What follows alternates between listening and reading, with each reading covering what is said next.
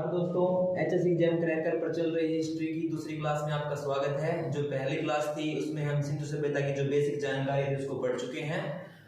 अब हम पढ़ेंगे कि वो लोग क्या खाते थे, क्या पीते थे, ठीक है, और किस स्थान से जो इतने भी स्थल खोजे गए हैं, किस स्थान से उनको क्या मिला, ठीक है, जो एग्जाम के पॉइंट ऑफ व्यू से बहुत इंपॉर्टेंट हो जाता है। आगे चल के हम देखते हैं कि क्या खाते थे। अगर जहां तक उनके खाने की बात है तो सिंधु सभ्यता के जो लोग थे, सिंधु सभ्यता के जो लोग थे, अगर खाने की बात की जाए तो उनका मुख्य भोजन,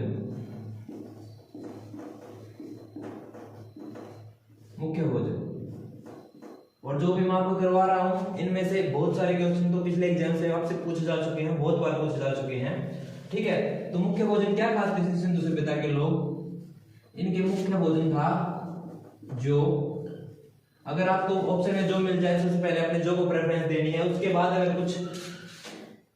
जो ऑप्शन में नहीं है तो आप गेहूं को प्रेफरेंस दोगे, उसके बाद अगर दोनों ऑप्शन में है तो जो के साथ जाओगे, ठीक है। उसके बाद ये तो हुई उसके खाने की बात। खाने के बाद टाइम पास के लिए कुछ करते होंगे, ठीक है। तो टाइम पास के लिए क्या करते थे? अपने मनोरंजन के लिए क्या करते थे? तो मनोरंजन खातिर वो क्या खेला करते, उसके बारे में बात है अपनी। पासा, एक तो पासा खेला करते और शतरंज खेला करते, पासा और शतरंज, ठीक है। इसके बाद अभी बात करेंगे, मुख्य भोजन हो चुका, मनोरंजन के साधन हो चुके, ठीक है। तो आजीविका चलाने खातिर वे क्या करते, उनका मुख्य व्यवसाय क्या था?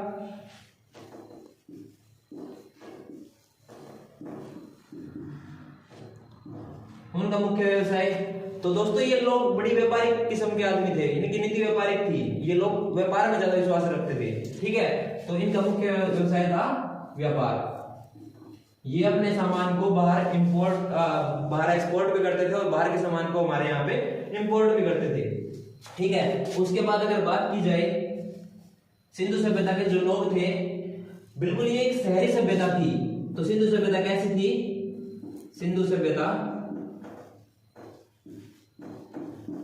एक शहरी सभ्यता थी, शहरी सभ्यता, सिंधु सभ्यता एक शहरी सभ्यता थी, ठीक है। उसके बारे में आगे चल के बात करें तो जल निकासी का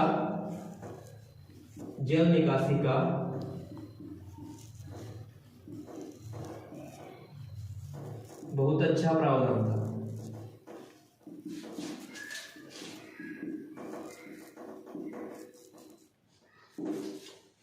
जल निकासी का बहुत अच्छा प्रावधान था। और दूसरी बात है,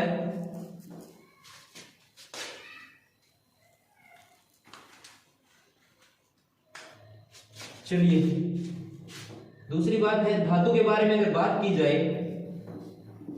इनको किस धातु का ज्ञान था? तो ये कांसे का यूज करते थे, कांसा धातु का, जो कि आपको पता है तांबे और टिन के मिश्रण से बनती है।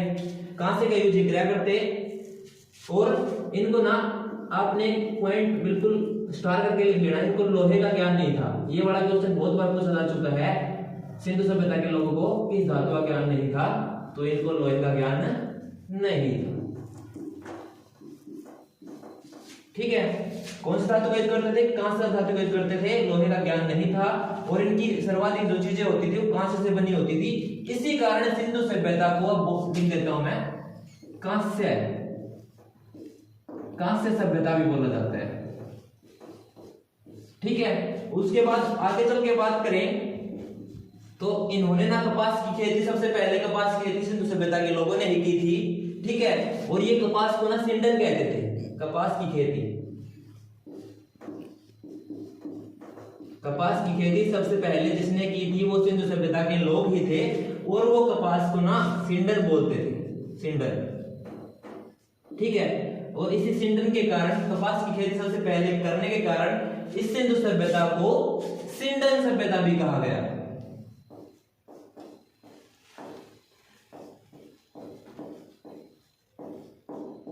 सही है एक बार।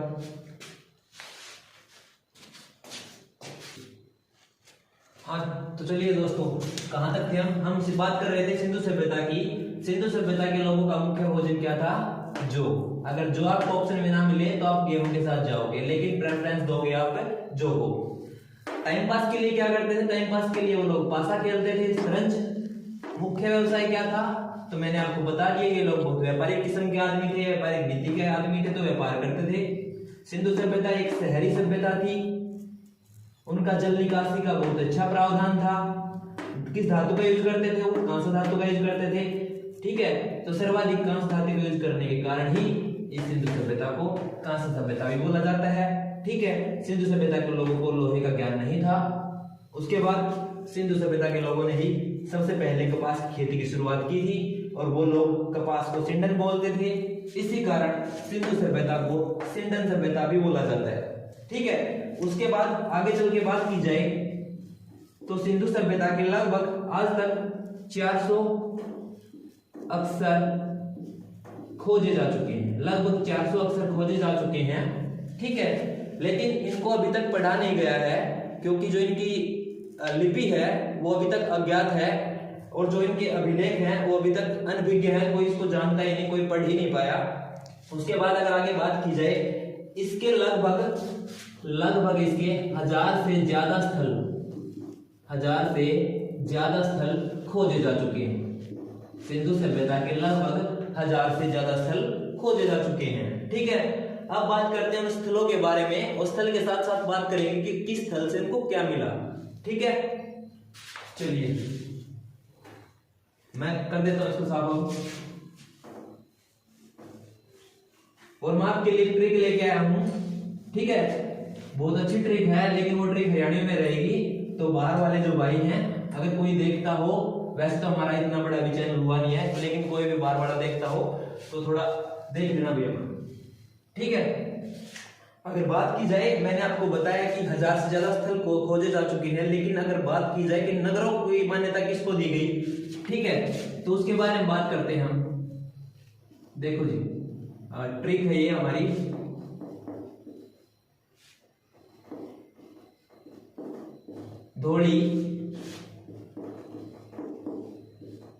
धोड़ी राखी,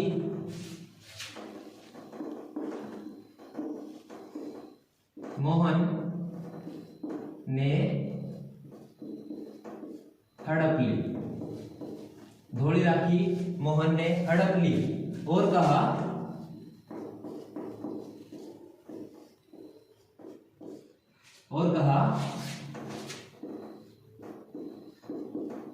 काली बना लो। ठीक है दोस्तों, जो मैंने अंडरलाइन जो वर्ड किए हैं, इन्हीं ये वो स्थल हैं जहां से कुछ ना कुछ विशेष चीजें मिली हैं, और जो बीच वाले हैं ये आपको सिर्फ ट्रिक के लिए, जो हमने अंडरलाइन नहीं किए वो सिर्फ ट्रिक बताने के लिए आपको यूज किया गया है। ठीक है, तो क्या बोला? धोड़ी राखी मोहन ने हड़प ली और कहा काली बना लो।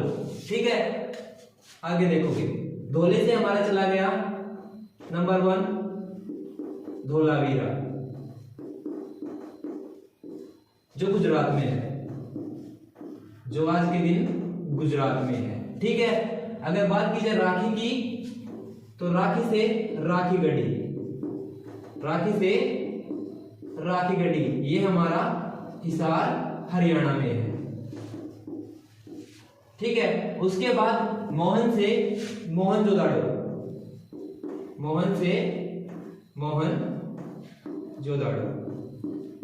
ठीक है, ये आज के दिन पाकिस्तान में रहेगा।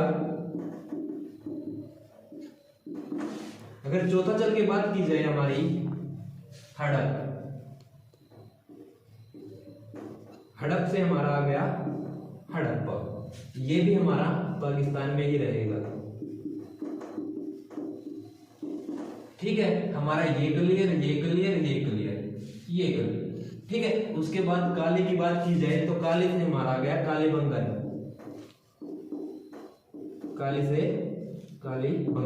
ठीक है, बना से हमारा आ गया बनावली। कालीबंगन हमारा राजस्थान में रहेगा, और बना से आ गया बनावली, ये हमारा फतेहाबाद हरियाणा में रहेगा। ठीक है, उसके बाद अगर बात की जाए हमारा लो बच गया, लो से बन गया हमारा लोथल, जो कि गुजरात में रहेगा। और दोस्तों जो ये लोथल है ये उनकी एक बंदरगाह थी जहां से वो अपना सामान जहाजों के जरिए एक्सपोर्ट इंपोर्ट करते थे। इसके अलावा अगर एग्जाम पॉइंट ऑफ व्यू से बात की जाए तो एक दो स्थल और हैं हमारे, जैसे कि सूत कोतला, ये भी लोथल के साथ गुजरात में एक बंदरगाह है। उसके बाद चूंदड़ो जो हमारा पाकिस्तान में रहेगा। ये कुछ प्रमुख स्थल जो मैंने लिखे हैं, इनमें से अब किस स्थल से कुछ अवशेष मिले हैं कुछ ना कुछ, तो किस स्थल से क्या अवशेष मिला उसके बारे में आगे चलकर हम पढ़ेंगे। ठीक है, आप ये ट्रिक दोबारा देख लो। धोली राखी, धोली से धोलावीरा, राखी राखी गढ़ी हिसार, मोहन से मोहनजोदड़ो पाकिस्तान में, हड़प से हड़प्पा पाकिस्तान, काली से कालीबंगन हमारा राजस्थान, उसके बाद बना से हमारा बनावली जो फतेहाबाद में है, लो से हमारा हो गया लोथल, उसके बाद सूत कोतला गुजरात में रहेगा, चूंदड़ो हमारा फिर से पाकिस्तान में रहेगा। अब हम बात कर रहे हैं स्थलों से क्या क्या जो विशेष चीजें मिली हैं जो एग्जाम में बार बार पूछी जाती हैं, उसके बारे में चल के बात करेंगे।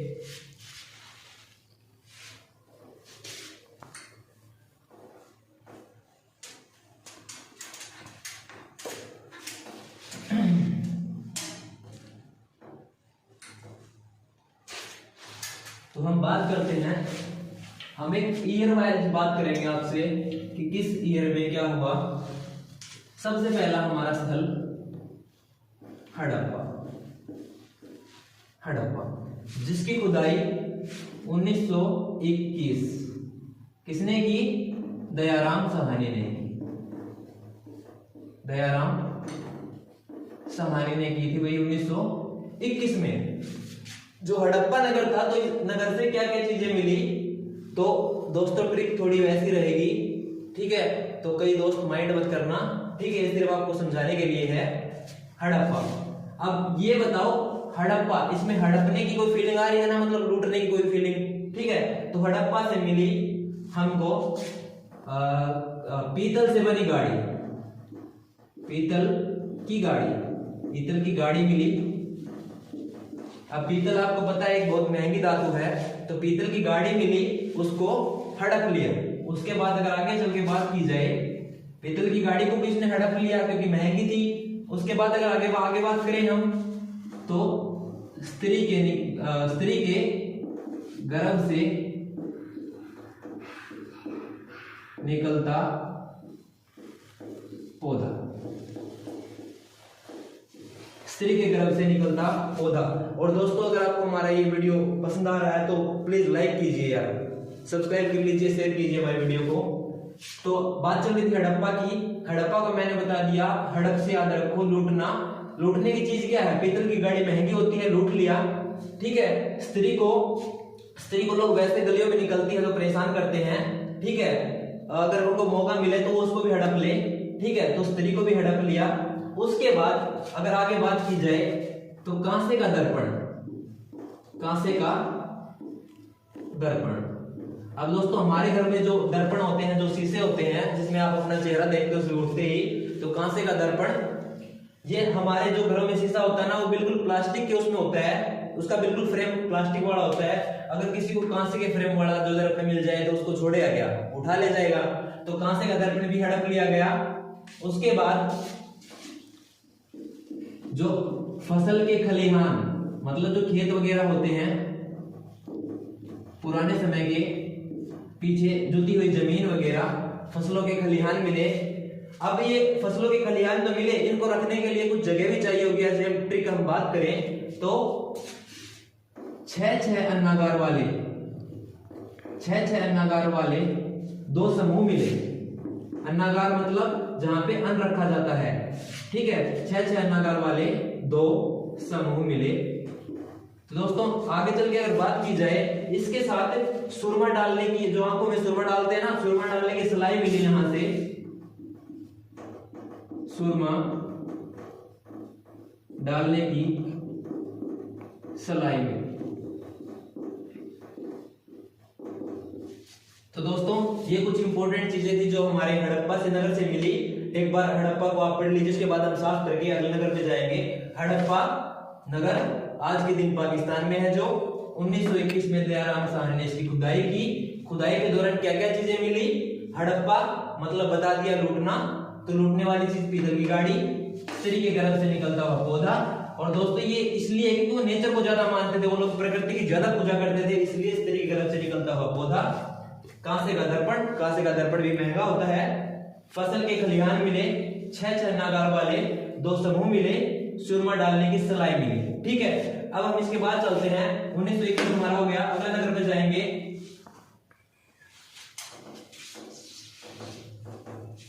दोस्तों ये पॉइंट बिल्कुल आप नोट्स बनाते चलिए, बहुत अच्छे नोट्स आपके तैयार होंगे। और आपके एग्जाम में कोई भी क्वेश्चन इससे बाहर आ गया तो ये मान लो कि वो सिर्फ एग्जामिनर को ही पता होगा, ठीक है। उसके अलावा कोई बच्चा बिल्कुल 1% किसी का तुक्का लग गया तो लग गया, वरना इसके अलावा कोई क्वेश्चन आया तो वो भी क्रैक नहीं कर पाएगा। ओके, ठीक है। तो सेकंड है हमारा हड़प्पा के बाद मोहनजोदड़ो। तो ये जो मोहनजोदड़ो स्थल है, इसमें कहां से क्या मिला भाई? ठीक है, मोहनजोदड़ो की खुदाई की बात करें तो 1922 में हुई, 1922 में हुई। ठीक है, किसने की? तो ये राखलदास बनर्जी ने की, राखलदास बनर्जी ने की। ठीक है, और मोहनजोदड़ो को दोस्तों एक नाम से और बोला जाता है, मृतकों का टीला। मोहनजोदड़ो को मृतकों का टीला भी बोला जाता है। ठीक है, और क्या बोला जाता है? कॉलेजिस्ट बिल्डिंग। और ये कॉलेजिस्ट बिल्डिंग इसको किसने बोला था? ये बोला था जॉन मार्शल ने। जॉन मार्शल जो उस समय हमारे 1921-22 के दौरान जो हमारे आर्कियोलॉजिकल सर्वे ऑफ इंडिया, भारतीय पुरातत्व विभाग के जो हमारे चीफ थे जॉन मार्शल, उन्होंने मोहनजोदड़ो को कॉलेजिस्ट बिल्डिंग बोला था, जिसको आप लोग मृतकों का टीला बोलते हो। अब बात करें मोहनजोदड़ो से क्या चीजें मिली। तो दोस्तों जितने भी हमने लोकेशन लिखवाए थे, जितने भी आपको स्थल लिखवाए थे, आपको इंसान के नाम वाली, ठीक है, एक इंसान के नाम वाली फीलिंग किसमें आ रही है? मोहन। ठीक है, तो मोहन क्या क्या चीजें कर सकता है, एक इंसान की क्या क्या चीजें होती हैं। ठीक है, तो मोहनजोदड़ो से क्या क्या मिला? ठीक है, तो मोहनजोदड़ो से मिला हमको मुद्रा। ठीक है, कौन सी मुद्रा मिली? वो मुद्रा मिली जिसके ऊपर नाव का चित्र बना था। ठीक है, उसके बाद अब मोहन है भी, आदमी है, तो उसको पैसे भी चाहिए अपनी आजीविका चलाने के लिए। ठीक है, तो उसके पास से ना 1398 मोहरे मिले। 1398 मोहरे मिले। उसके बाद अगर बात की जाए तो एक ध्यानागार भी मिले भाई, ध्यानागार मिले मोहनजोदड़ो से। और इस ध्यानागार के बारे में एक बात फेमस है, ध्यानागार है इसको हीलर ने सबसे बड़ी इमारत बोला है। सिंधु सभ्यता की सबसे बड़ी इमारत बोला हीलर ने ध्यानागार को। ठीक है, उसके बाद आगे बात की जाए, इंसान है तो इंसान किस धर्म का, इससे याद रख सकते हो आप। तो वहां से बौद्ध स्तूप मिले, मोहनजोदड़ो से बौद्ध स्तूप मिले। ठीक है, उसके बाद ये शिव की पूजा भी करते थे। इसके अलावा उनको मोहनजोदड़ो से लिंग पूजा का प्रमाण मिला, लिंग पूजा के प्रमाण भी मिले। तो लिंग पूजा के प्रमाण भी मिले हैं। ठीक है, तो दोस्तों ये हो गया हमारा मोहनजोदड़ो वाला जो हिस्सा है वो हो गया। और मोहनजोदड़ो रावी नदी के किनारे है। ठीक है, एक बार फिर से रिवाइज कर लेते हैं। मोहनजोदड़ो दूसरा स्थल, 1922 में इसकी खुदाई हुई, राखलदास बनर्जी जी ने इसकी खुदाई की। ठीक है, मोहनजोदड़ो को मृतकों का टीला भी बोला जाता है, कॉलेजिस्ट बिल्डिंग जिसको बोला था सर जॉन मार्शल ने, जो उस समय आर्कियोलॉजिकल सर्वे ऑफ इंडिया के जो चीफ हुआ करते थे। ठीक है, और यहाँ से क्या क्या मिला हमको? मुद्रा जिसके ऊपर नाव का चित्र बना हुआ था, 1398 मोहरे मिली हैं, ध्यानागार मिले हैं जिसको हीलर ने सबसे बड़ी इमारत बोला है। ठीक है दोस्तों, यहाँ से हमको मिले बौद्ध स्तूप मिले हैं। और लिंग पूजा के प्रमाण भी मिले हैं। ठीक है, अब आगे चल के बात की जाए दूसरे नगर की।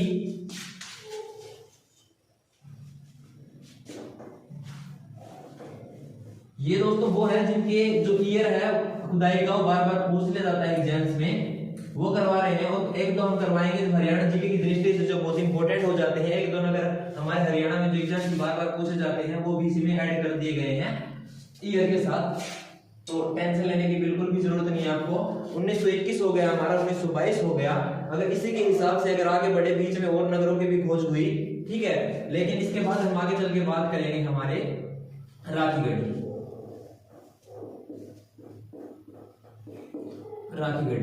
तो दोस्तों यहां से ना दो महिलाओं के कंकाल मिले हैं। सॉरी, ईयर चेक करो अभी इसका ईयर क्या होता है।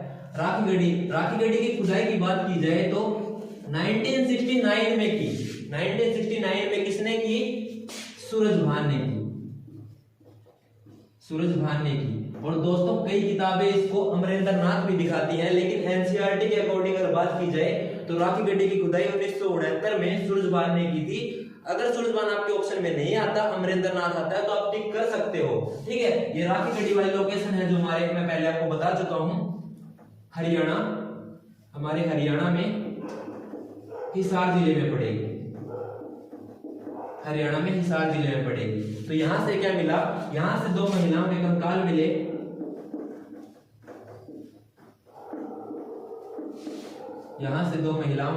मिले।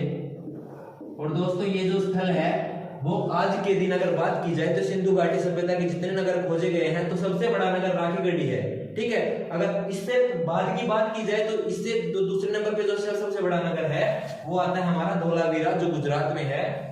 2014 से पहले अगर बात की जाए तो जो धोलावीरा गुजरात वाला था वो सबसे बड़ा नगर था, लेकिन खुदाई के दौरान अभी इसको राखीगढ़ी में बहुत ज्यादा पहाड़ियां खोजी गई, रेत के टीले जिसके नीचे शहर दबे हैं। तो उसके बाद अब 2014 के बाद जो सबसे बड़ा सिंधु सभ्यता का जो स्थल है हमारा राखीगढ़ी हो गया। ठीक है, तो राखीगढ़ी से दो महिलाओं के कंकाल मिले हैं। ये सोने के आभूषण बनाने की फैक्ट्री मिली, सोने के आभूषण बनाने की फैक्ट्री मिली।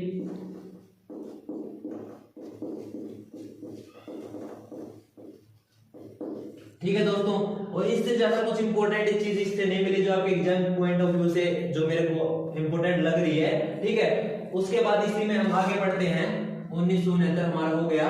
राखीगढ़ी के बाद अपने हरियाणा की एक और लोकेशन को पढ़ेंगे हम, बनावली। अब बनावली से हमको क्या मिला? बनावली हमारा रहेगा फतेहाबाद, हिसार, फतेहाबाद हरियाणा में रहेगा, जिसकी खुदाई 1974 में करी आर.एस. बिष्ट ने, मतलब रविंदर सिंह बिष्ट ने इसकी खुदाई करी है। तो बनावली से इंपॉर्टेंट चीज क्या मिली हुई? बनावली से इंपॉर्टेंट चीज मिली है मिट्टी का हल, और ये एचएससी के एग्जाम्स में कई बार पूछा जा चुका है। ठीक है, इसको आप स्टार लगा सकते हो बिल्कुल। ठीक है, बनावली की खुदाई 1974 में आर.एस. बिष्ट ने, रविंदर सिंह बिष्ट ने करी। यह लोकेशन हमारी फतेहाबाद हरियाणा में रहेगी। इससे क्या मिला? बनावली से हमको मिट्टी का हल मिला है। ठीक है, उसके बाद आगे चल के बात की जाए और लोकेशन की, और लोकेशन से भी हम देख लेते हैं क्या कुछ, कहां से क्या कुछ मिला। हाँ, एक मोहनजोदड़ो से आप याद रख लेना। मोहनजोदड़ो में एक बात रह गई, मोहन जो इंसान है, तो मोहनजोदड़ो की लोकेशन से क्या मिला था? हाथी, उसके घोड़े के दांत मिले थे वहां से। ठीक है, ओके, चलो आगे। अब हमारा बात चले तो सूतकोतदा जो स्थल है हमारा। ठीक है, और इसी के साथ हम बात करेंगे लोथल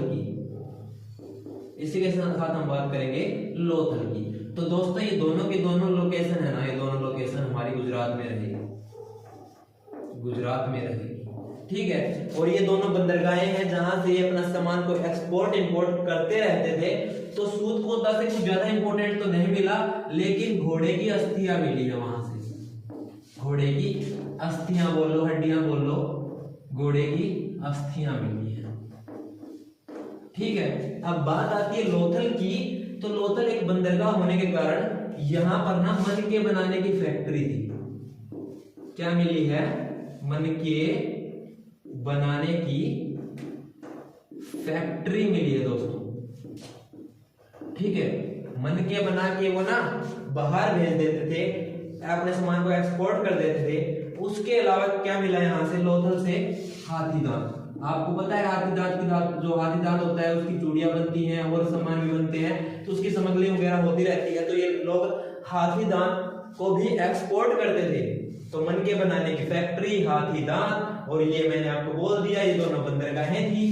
ये दोनों बंदरगाहें थी जहां पे जहाज आते जाते हैं, बंदरगाहें थी। उसके बाद अगर आगे बात की जाए तो लोथल से मनके बनाने की फैक्ट्री हो गया, हाथी दांत हो गया हमारा, और हमारा हो गया मनके हो गया, हाथी दांत हो गया। हाँ, आटा पीसने के पार्ट, आटा पीसने के पार्ट मिले। ठीक है, तो ये 3 चीजें इसकी इंपॉर्टेंट है दोस्तों। लोथल से मनके बनाने की फैक्ट्री, हाथी दांत, आटा पीसने के पार्ट मिले हैं। ठीक है, ये दोनों बंदरगाहें हो गई। अब आगे चल के बात करेंगे दूसरे नगर की।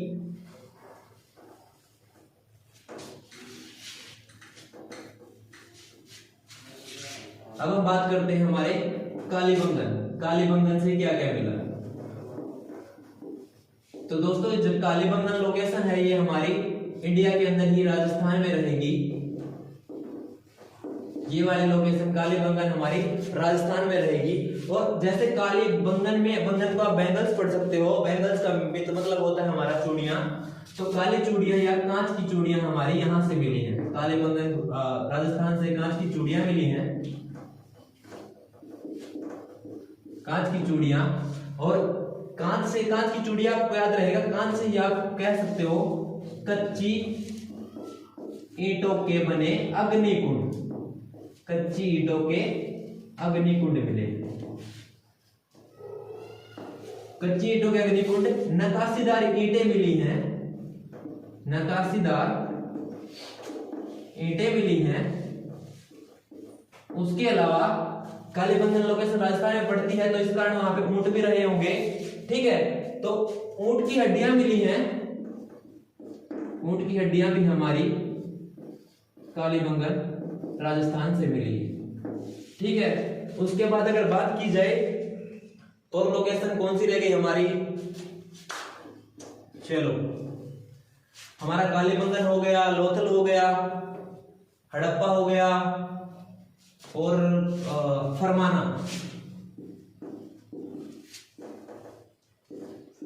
जो ये फरमाना खास महम रोहतक में रहेगा, हमारा हरियाणा, महम रोहतक। ठीक है, यहां से सिलाइयां मिली हैं, धागा जो आप स्वेटर वगैरह बुनते हो वो सिलाई मिली है। तो दोस्तों ये कुछ इंपॉर्टेंट लोकेशन थी, आपको जो स्थल थे, प्रमुख नगर थे, ये मैंने आपको बता दिए। मैं एक बार फिर से आपको रिवाइज करवा देना चाहता हूं। हम बात कर रहे थे सिंधु सभ्यता की, जो चीजें हमारी चल रही थी। क्या सॉरी दोस्तों, कैमरा इशू हो गया था। तो हम बात कर रहे थे हमारी, रिवीजन कर लेते हैं एक बार। सिंधु सभ्यता के बारे में मैंने बात की। सिंधु सभ्यता की खुदाई की शुरुआत की जाए तो 2 नगर खोजे गए स्टार्टिंग में। हड़प्पा 1921 दयाराम साहनी, ठीक है। 1922 में मोहनजोदड़ो, ये हमारे राखालदास बैनर्जी ने की, ठीक है। मैंने आपको ट्रिक बता दी थी, जो प्रमुख स्थल हैं उनकी आपको हरियाणा में ट्रिक लेके आया था आपके लिए। धौली राखी, मोहन ने हड़पली, धौली राखी, मोहन ने हड़पली। और क्या कहा दोस्तों? और कहा काली बना लो, काली बना लो। तो धौली से धौलावीरा हो गया, राखी से राखी गढ़ी हो गया, मोहन से मोहनजोदड़ो हो गया, हड़प से हड़प्पा हो गया, काली से कालीबंगन हो गया, बना से हमारा बनावली, और लो से हमारा लोथल हो गया। ये सभी लोकेशन हमने पढ़ी, यहाँ से क्या क्या मिला वो हमने ट्रिक के साथ बहुत मजेदार तरीके से पढ़ा। तो दोस्तों अगर आपको वीडियो हमारी पसंद आई हो तो हम आप हमारे सेशन को लाइक कर सकते हैं, हमारी वीडियो को शेयर कीजिए और प्लीज प्लीज हमारे चैनल को सब्सक्राइब कर लीजिए। आपको ये बैच बिल्कुल फ्री करवाया जाएगा और जो लोग सीजीएल की तैयारी कर रहे हैं तो सीजीएल तक हम इसको टच करने की कोशिश करेंगे, ठीक है। मैंने आपको बार बार बोला है कि आपके एग्जाम्स में जो क्वेश्चन आते हैं अगर इस वीडियो से कहीं बाहर का आया तो बिल्कुल उसको कोई भी क्रैक नहीं करेगा, उस क्वेश्चन को सब छोड़ देंगे। उसका आंसर सिर्फ किसके पास होगा, उसका आंसर आपके एग्जामिनर के पास होगा। दोस्तों प्लीज सपोर्ट कीजिए, थैंक यू।